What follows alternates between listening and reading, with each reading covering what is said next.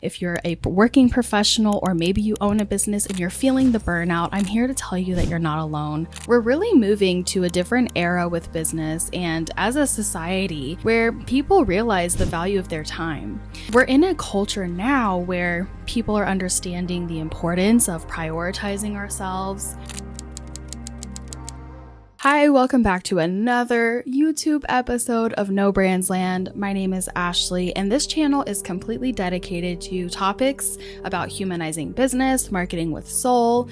We're really moving to a different era with business and as a society where people realize the value of their time. They're no longer interested in trading their time in a 9-to-5, which is why we're seeing such a mass exodus from the work culture as a whole, and they're calling it the mass resignation. So this is the era of mass resignation that we're seeing, and if you really put it into perspective, the culture that we have around business was implemented almost 100 years ago. So our current working professionals didn't have a say in what was going to be the full 40-hour work week. So let's talk about it. If you're feeling burned out, tired, stressed, you're not making enough money for what you're putting in at your job, or maybe you're an entrepreneur right now, let's get into the actual science behind burnout and business. Let's talk about the brain. Now, I know it's important. Who am I? Why do I matter? Why does any of this matter? Well, I have been in the marketing industry for just over 12 years. I spent a few years active duty in our military service for the US, and I have learned a lot about what burnout feels and looks like. And as now a mom and entrepreneur with little kids, I really understand the value and the importance of balance and work-life harmony. What is that? So we're in a culture now where people are understanding the importance of prioritizing ourselves. We're introducing the idea, or at least I advocate for it, the idea of sabbaticals and companies implementing sabbatical policies within their infrastructure. The goal here is not to necessarily question why would we do that, but rather how can we? Because the science is clear. There are studies upon studies coming out, especially in the world of IO psychology, which is what my master's is in. I went from a communications degree and a career in marketing to sort of a passion for understanding business psychology and how we operate within organizations, how we interact with one another, why we're motivated to do certain things or unmotivated to do others. Why are we leaving the workforce? All of these questions have led me to this channel, No Brands Land, where I want to uncover the humanity behind business and challenge the status quo. So going back to our current society, our current standards for what a full work week looks like. And this was implemented, maybe some of you know, maybe you don't, but this was implemented in the 1940s, where society, especially in the US, really had to fight for and advocate for less working hours. They were working sometimes more than 70 hours a week. Women were working as well because of the various wars that were going on. This is what introduced women to the workforce on top of the rights for equality and just women's suffrage in general, voting, all of these things. There was a big push at that time for equality, for working, for women to be able to contribute in different ways. And ultimately what happened is the workers of that time really advocated and fought for their right to have a reduced hour work week. Now, this was really spearheaded by Ford and his industries. And at some point in time, there was legislation passed that dictated a full working week would be around 40 hours. That is when employees can get their benefits. That is when they are considered to be a full-time employee. And now we're in a time where people are really questioning, can we even do less than that? It's not that people genuinely just don't want to contribute or work or provide, but there's a serious misalignment in our ability to have time to ourselves for self-development, for hobbies, for self-exploration, to manage our families. We're in a completely different society today than we were back in the 1940s when all of this was established. On top of that, we've now had the online world for 2 decades, actually more than that, and it is not slowing down. Now with the implementation of AI and different technologies out there, we're really starting to understand that you don't have to crunch in the 40 hours a week to actually be productive. I'm doing this with my own company. This is a little bit of a sidebar, but doing this with my own team and company where we work less than part-time to prove that it is possible. Every business is going to need their own business model, their own way of doing this, depending on their industry, service, or products being offered. But I'm here to tell you that it is possible. You can further see some of these concepts being perpetuated and advocated for in politics. There is a bill currently that is active, looking for support, so reach out to your representatives. This was introduced in the House of Representatives by a Democrat representative for a 32-hour work week, which means that you can work 32 hours and you will get full-time working benefits instead of the traditional 40 hours. Now, this is important for a few reasons. We're not saying that you can't work 40 hours a week or more. We're just saying that that shouldn't be considered the minimum for benefits. And the reason for that is now that we have a lot of women in the workforce, many of which are moms, the school day doesn't even provide care coverage for the traditional working hours. I know from experience myself, I've had to pay additional for longer or extended care, and it's just not healthy for our families. By the time I would get home after 5 p.m. or 6 p.m., if you include traffic for those of us that are commuting, I really only had about 2 hours a day with my kids, and that's just not enough to have a positive influence in their life.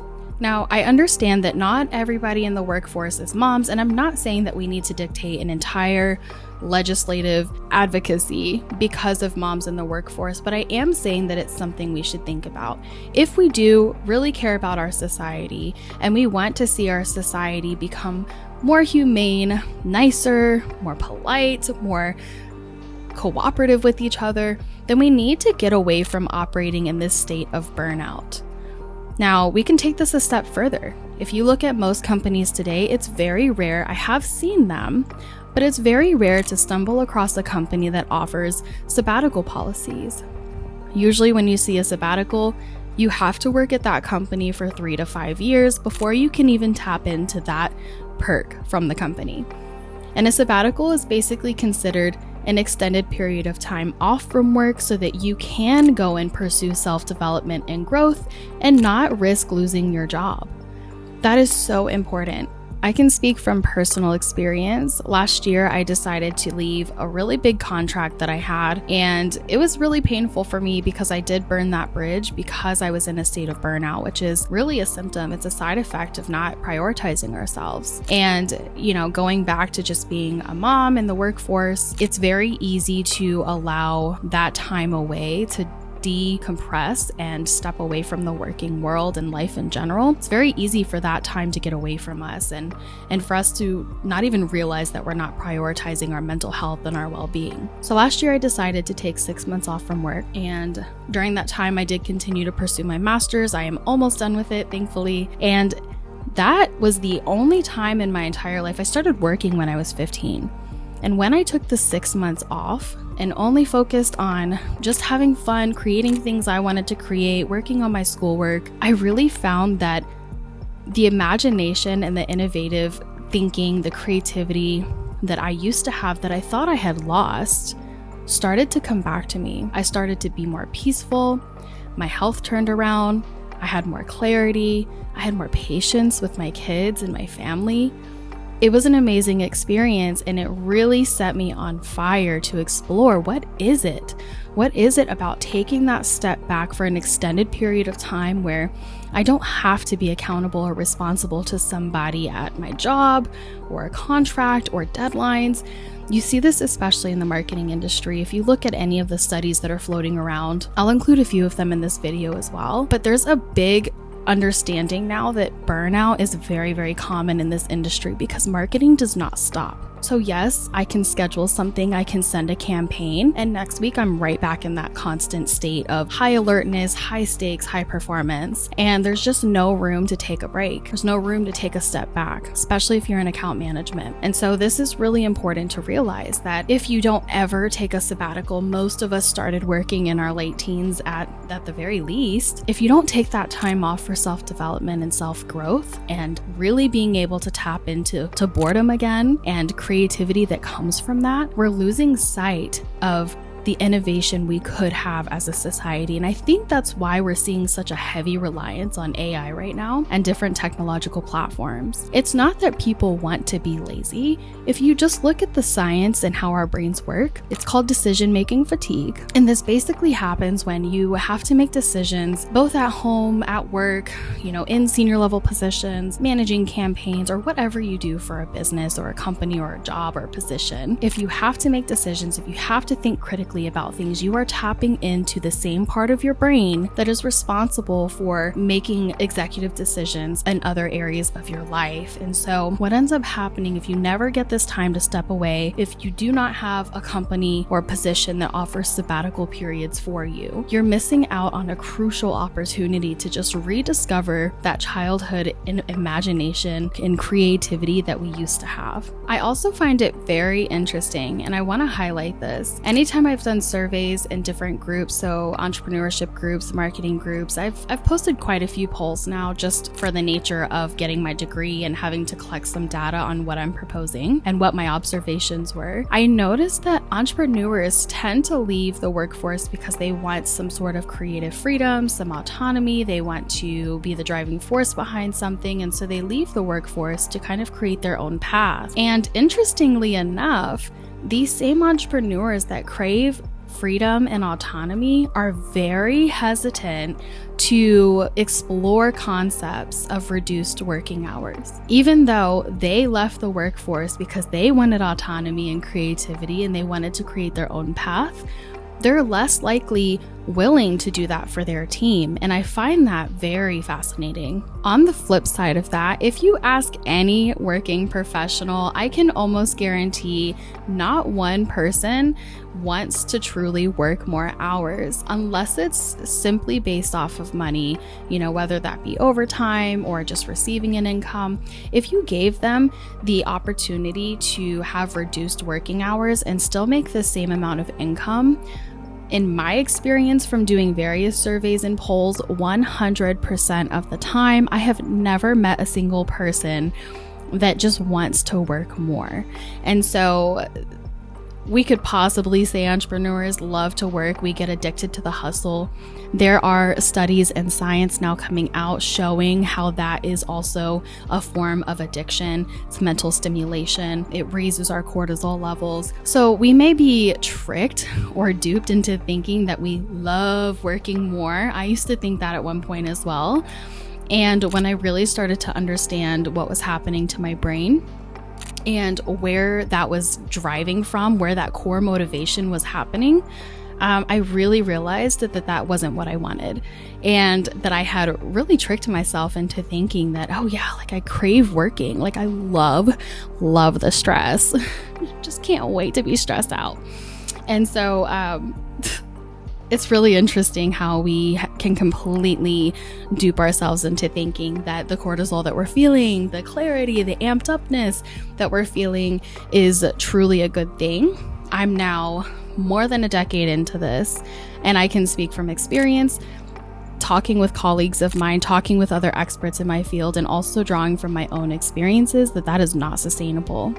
So if you're in your early 20s now, or your mid 20s, or your late 20s, or maybe you're in your 30s without children, you're probably still pumping and moving along, but at some point it's got to give, and you will experience that wall, just like many of us have. So what's the point of this video, right? If I can't single-handedly change something, what is the point of even bringing up this conversation or starting the conversation on this topic of business and burnout? And I'll tell you, My main goal here is to just open up the can of worms to really start saying what many of us are already feeling and to point us in the direction of studies that support what we're feeling, what we're observing, data that's coming out about burnout in business, and to also show you the legislation that's already being proposed for reduced working hours. This is not something that is outlandish. This is not something that nobody's ever heard of. It's something that a majority of our business culture working professionals are feeling. We just haven't had a moment to really address the core issue here.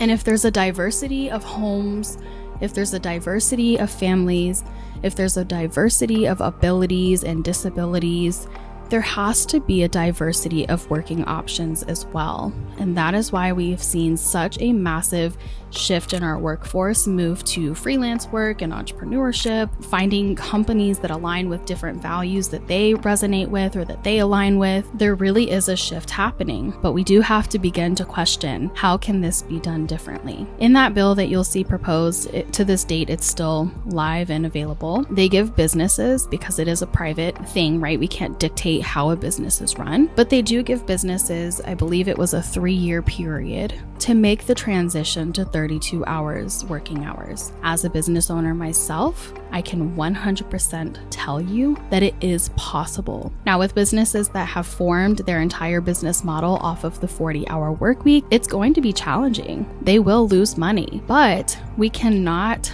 propose the success of a business because of their original business model over the well-being and the sanity of their workforce. Companies are really hesitant to make these changes because they want to protect their bottom line. And I understand that. But as an emerging IO psychologist now who is finishing my master's on this subject, because I know there's an importance and a need to vocalize what we're experiencing as a workforce, your bottom line is suffering regardless. Whether that's high turnover, poor productivity, disruption and harmony in the workforce. I don't know why my light turned off. But regardless of what is happening in the workforce, your bottom line is suffering if you're refusing to acknowledge what's happening as a society with our business culture. So I'm here to open the can of worms. If you're a working professional or maybe you own a business and you're feeling the burnout, I'm here to tell you that you're not alone. We are in a massive shift for enlightenment, spirituality, and awakening, and we're starting to see the ripple effects of what we're craving as a human society, as a human species. It is trickling in and affecting the workplace, regardless if we want it to or not. So you better get on board, learn more about it, understand the symptoms of burnout and what you're experiencing. And if you own a business, for all things involving sanity, figure out a way to construct your business model so that you can still be successful. I've done this, it's working for me. Every business is going to look a little bit different, but I am an advocate and a speaker for changes that are going to help us humanize business, and also touching on the industry of marketing. So check out the links that I'm going to put in the description here, different forms of studies. Check out my website if you're interested in learning more about my approach and my perspective on business, IO psychology, marketing, all of the things, and connect with me. If you like content like this, I encourage you to subscribe, stick around, give me a follow, because this is the very beginning. We are just getting started, and I really look forward to connecting with you further.